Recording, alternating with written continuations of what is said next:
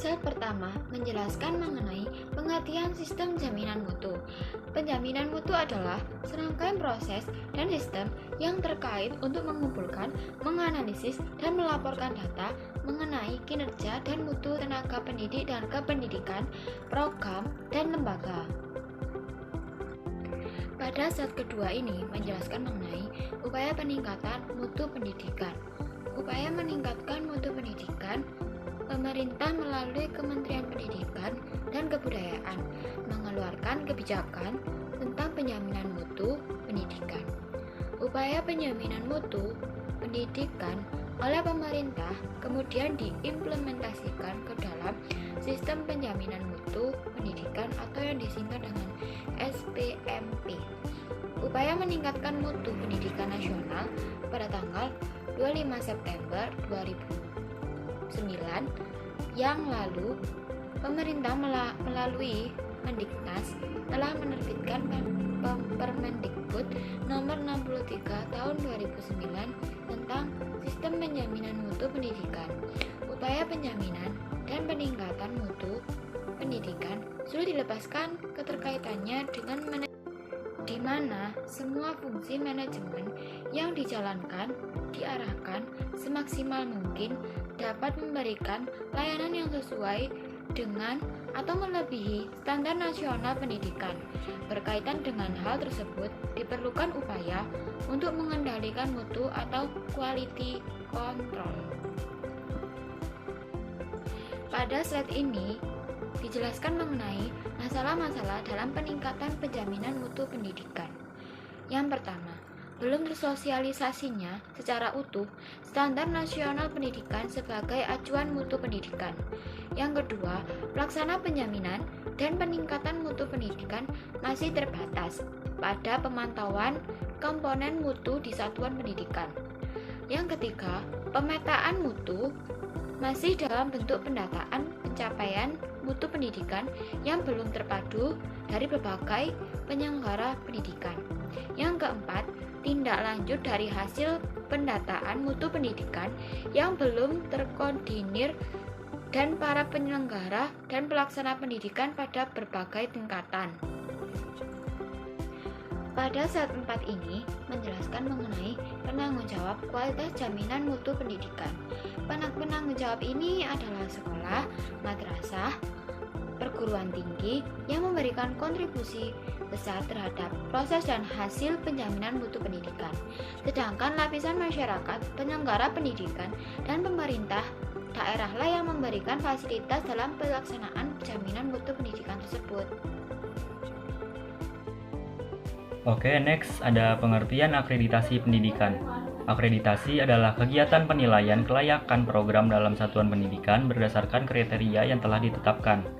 Akreditasi sekolah merupakan kegiatan penilaian yang dilakukan oleh pemerintah atau lembaga mandiri yang berwenang untuk menentukan kelayakan program atau satuan pendidikan pada jalur pendidikan formal dan non-formal pada setiap jenjang dan jenis pendidikan. Oke, selanjutnya di sini ada tujuan akreditasi. Yang pertama, mendapatkan bahan-bahan bagi usaha-usaha perencanaan pemberian bantuan dalam rangka pembinaan sekolah yang bersangkutan. Yang kedua, mendorong dan menjaga agar mutu pendidikan sesuai dengan ketentuan kurikulum yang berlaku. Yang ketiga, mendorong dan menjaga mutu tenaga pendidikan. Yang keempat, mendorong tersedianya prasarana atau sarana pendidikan yang baik. Yang kelima, mendorong terciptanya dan menjaga terpeliharanya ketahanan sekolah dalam pengembangan sekolah sebagai pusat kebudayaan. Yang keenam, melindungi masyarakat dari usaha pendidikan yang kurang bertanggung jawab. Yang ketujuh, memberikan informasi kepada masyarakat tentang mutu pendidikan suatu sekolah. Dan yang terakhir, memudahkan pengaturan perpindahan siswa dari sekolah satu ke sekolah yang lain. Oke, next ada fungsi akreditasi. Yang pertama, fungsi akreditasi yaitu untuk pengetahuan, yaitu dalam rangka mengetahui bagaimana kelayakan dan kinerja sekolah dilihat dari berbagai unsur yang terkait yang mengacu pada kualitas yang dikembangkan berdasarkan indikator-indikator tertentu. Fungsi akreditasi kedua untuk akuntabilitas, yaitu agar sekolah dapat mempertanggungjawabkan apakah layanan yang diberikan memenuhi harapan atau keinginan masyarakat. Dan fungsi akreditasi yang terakhir untuk kepentingan pengembangan, yaitu agar sekolah dapat melakukan peningkatan kualitas atau pengembangan berdasarkan masukan dari hasil akreditasi. Baik, selanjutnya ada konsep akreditasi. Yang pertama, akreditasi dilakukan untuk menentukan kelayakan program dan satuan pendidikan pada jalur pendidikan formal dan non-formal pada setiap jenjang dan jenis pendidikan. Yang kedua, akreditasi terhadap program dan satuan pendidikan dilakukan oleh lembaga mandiri yang berwenang sebagai bentuk akuntabilitas publik. Yang ketiga, akreditasi dilakukan atas dasar kriteria yang bersifat terbuka. Dan yang keempat, ketentuan mengenai akreditasi sebagaimana yang dimaksud dalam ayat 1 dan ayat 2 yang diatur lebih lanjut dengan peraturan pemerintah. Prinsip-prinsip akreditasi ada 6. Yang pertama, objektif. Artinya, dalam pelaksanaan penilaian, berbagai aspek yang terkait dengan kelayakan diperiksa secara jelas dan benar untuk memperoleh informasi tentang keberadaannya. Agar hasil penilaian itu dapat menggambarkan kondisi yang sebenarnya untuk dibandingkan dengan kondisi yang diharapkan, maka dalam prosesnya digunakan indikator-indikator terkait dengan kriteria-kriteria yang ditetapkan. Yang kedua, komprehensif. Artinya, dalam pelaksanaan akreditasi lembaga pendidikan, fokus penilaian tidak hanya terbatas pada aspek-aspek tertentu saja, tetapi juga meliputi berbagai komponen pendidikan yang bersifat menyeluruh. Dengan demikian, hasil yang diperoleh dapat menggambarkan secara utuh kelayakan lembaga pendidikan tersebut. Yang ketiga, adil. Artinya, dalam melaksanakan akreditasi, semua lembaga pendidikan harus diperlakukan sama, dengan tidak membedakan lembaga pendidikan atas dasar kultur, keyakinan, sosial budaya, dan tidak memandang status lembaga pendidikan baik negeri maupun swasta. Lembaga pendidikan harus dilayani sesuai dengan kriteria dan mekanisme kerja secara adil atau tidak diskriminatif. Yang keempat, transparan. Artinya, data dan informasi yang berkaitan dengan pelaksanaan akreditasi lembaga pendidikan seperti kriteria, mekanisme kerja, jadwal, serta sistem penilaian akreditasi dan lainnya harus disampaikan secara terbuka dan dapat diakses oleh siapa saja yang memerlukannya. Yang kelima, akuntabel. Artinya, pelaksanaan akreditasi sekolah atau madrasah harus dapat dipertanggungjawabkan baik dari sisi penilaian maupun keputusannya sesuai dengan aturan dan prosedur yang telah ditetapkan. Yang terakhir, profesional. Artinya, dalam pelaksanaan akreditasi lembaga pendidikan dilakukan oleh orang-orang yang memiliki kompetensi dan integritas yang tinggi.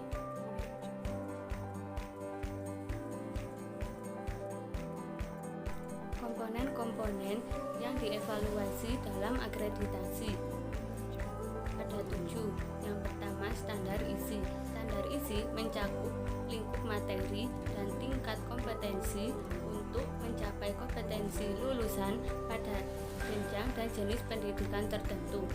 Standar isi memuat kerangka dasar dan struktur kurikulum, beban belajar, kurikulum tingkat satuan pendidikan, dan kalender pendidikan atau kalender akademik. Yang kedua, standar proses. Proses pembelajaran pada satuan pendidikan diselenggarakan secara interaktif, inspiratif, menyenangkan, menantang, memotivasi peserta didik untuk berpartisipasi aktif, serta memberikan ruang yang cukup bagi prakarsa, kreativitas, dan kemandirian sesuai minat dan bakat. Yang ketiga, standar kompetensi lulusan.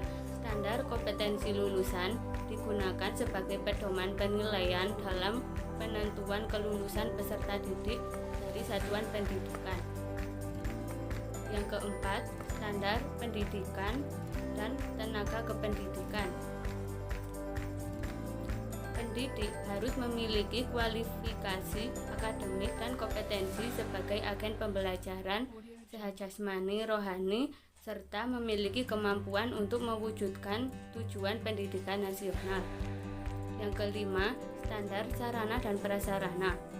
Setiap satuan pendidikan wajib memiliki sarana yang meliputi perabot, peralatan pendidikan, media pendidikan, buku, dan sumber belajar lainnya, bahan habis pakai, serta perlengkapan lain yang diperlukan untuk menunjang proses pembelajaran yang teratur dan berkelanjutan.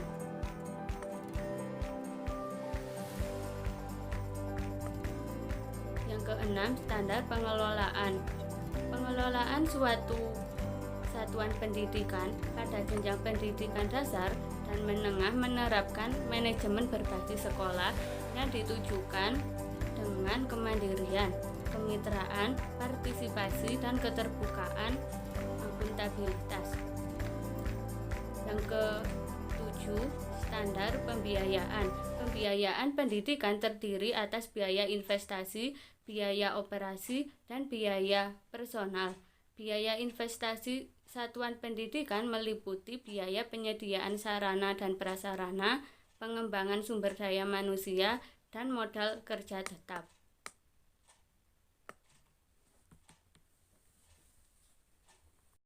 Azas dalam sistem akreditasi ada 3. Yang pertama, amanah. Sistem akreditasi nasional dikembangkan untuk mewujudkan keterpercayaan dan tanggung jawab dalam memberi penjaminan kepada para stakeholder akreditasi. Yang kedua, peningkatan mutu berkelanjutan, mencakup seluruh sistem manajemen dan penjaminan mutu program studi dan perguruan tinggi, seperti masukan, proses, keluaran, capaian, dan dampak, serta sistem analisa dan umpan balik atau umpan ke depan dalam proses menjaga dan meningkatkan mutu secara berkelanjutan. Yang ketiga, penjaminan mutu bertahap dan berantai. Sistem akreditasi nasional diselenggarakan untuk memberi penjaminan mutu secara bertahap dan berkelanjutan dalam suatu siklus penjaminan mutu yang komprehensif baik secara internal maupun eksternal. Sekian dari kelompok kami. Mohon maaf bila ada kekurangan. Wassalamualaikum warahmatullahi wabarakatuh.